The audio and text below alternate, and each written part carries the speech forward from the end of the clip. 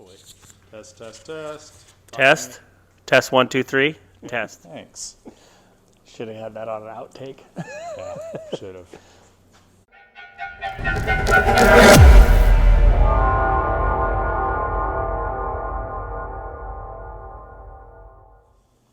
All right, well, here we are back at Burns Brothers Performance. It's been a little while since we've done an update on the 72 K-20 build. We don't have the whole truck here. We've got the frame and we got the bed. We're going to go over this thing. George is going to tell us where we're at with it. It's a nice summertime evening down here at Burns Brothers Performance. What do you got for the kickoff, George? It's Taco Tuesday. Oh, that's good. You didn't bring the tacos, so No. we'll settle for the beer though. Okay, maybe we'll go get a taco or something. Yeah. We'll see. Yeah, you never know. So stick around. We'll give you a close-up view of this thing. We'll walk around and have George give us a progress report. And what? Happy Tuesday. Yeah. Cheers. Kick it off. All right. Stick around. It's like my voice is changing. All right, this is the country version of our videos here at Burns Brothers Performance. I mean, it's an old, it's an old pickup. Yeah. So, all right, so give us the rundown, George. This thing's looking good.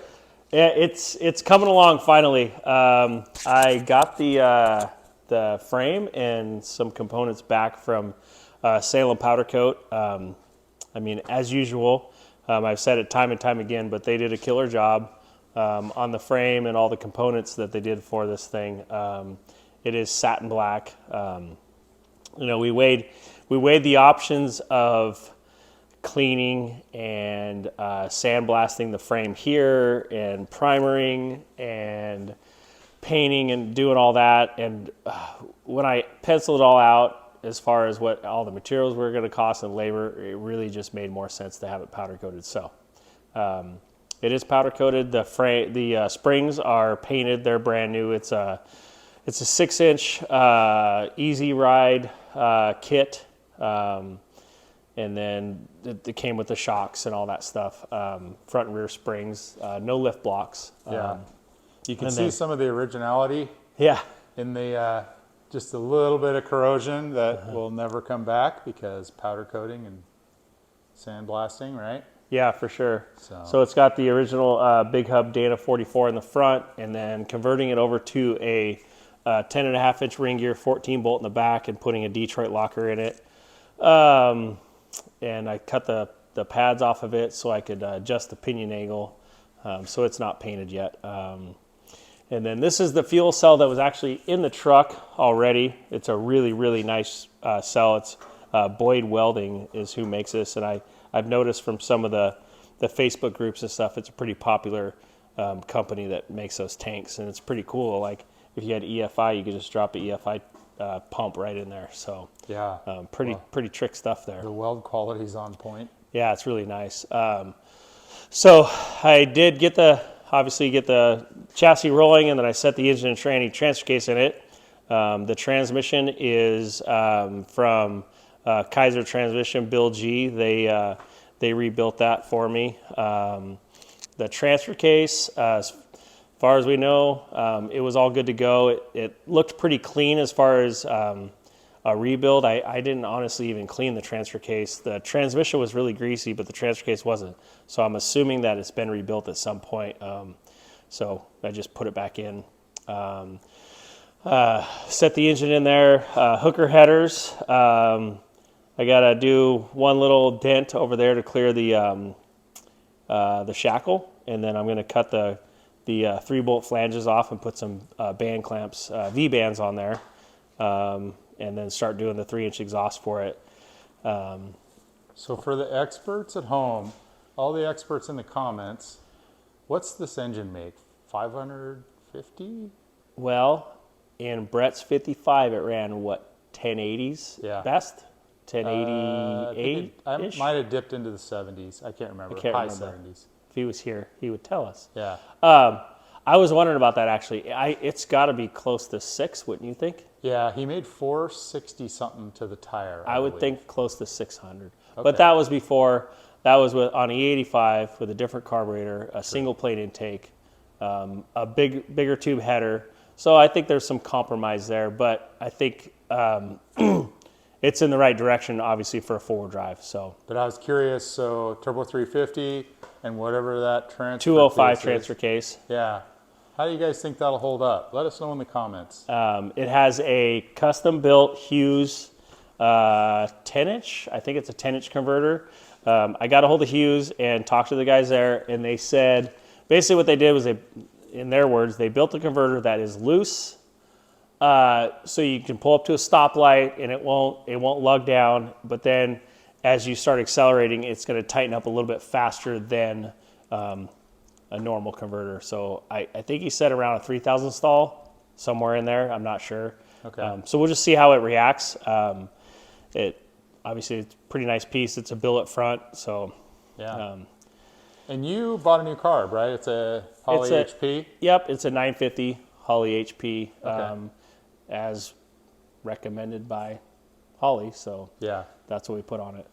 And then the front drive kit, I can't remember if we talked about this or not, but this is from CVF. I bought it all as a kit. And I tell you, the quality on this stuff is amazing. And the fit, the finish, it literally just bolted right on. Everything lines up amazing.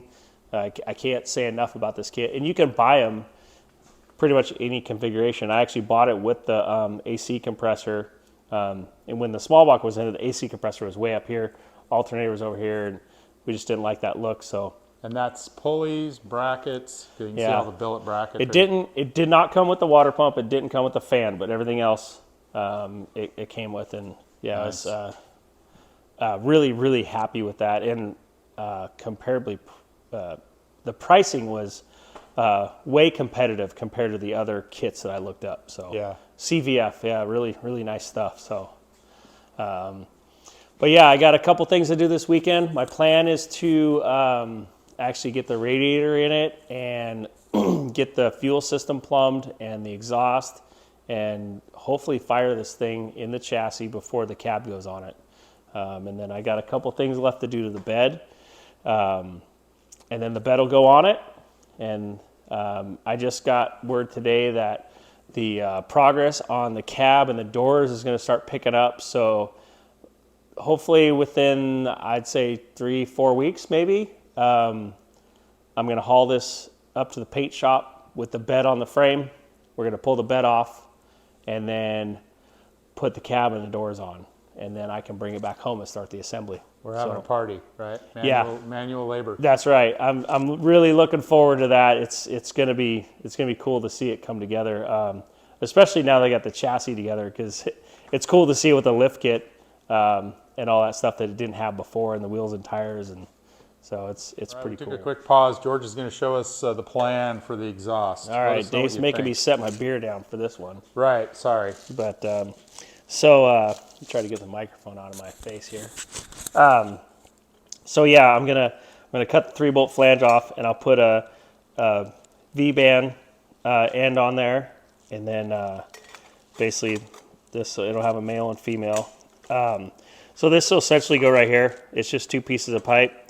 Do a little S bend, and then the exhaust will run out here, and I'll put the muffler about right here. And then what I'm going to do for now is I'm going to do a V-bend on the back of the muffler, and I'll just put a turn down on it with a couple tack welds. And then after the truck's all done, we'll take it in and have the tailpipes done. We could just cut the tack welds off the other V-band, and then yeah, have some tailpipes made for it. So. And is that RM Engineering? I'm gonna have the headers coated, and maybe the head pipes. I'm not sure yet. So, okay. But yeah, definitely the headers will be coated at RM Engineering. That's Finish Line. Finish Line coating. Meeks. Russ Meeks. Meeks, yeah. Yeah, so they're gonna coat the headers and maybe the head pipe, but I'm not sure yet. Okay. But yeah, it's getting Super 44 Flowmasters on it. So nice. That'll sound good. I figure if it's good enough for his wife Chevelle, it's gonna be good enough for his truck. So. Same exact muffler. Nice. So yeah, I'm really looking forward to hearing this thing run with the different combination of what it ran in Brett's 55, as far as the intake carburetor and that type of thing, and the header size and all that stuff. So yeah, it's gonna be pretty interesting to hear it run. It's gonna be snappier than your average short, wide 4x4. I think it'll attract attention. Yeah. a little bit. Yeah, cool. All right, well, we will be back with maybe a fire up video next. Yeah, the next video will be fire up. Right on. We'll get to hear it. Sounds good. All right. Thanks for watching. Like, subscribe. Give us your comments. What do you think of this thing? And Tell share. all your friends. Please share. Oh, yeah, share it too. Yeah. Thanks, everybody.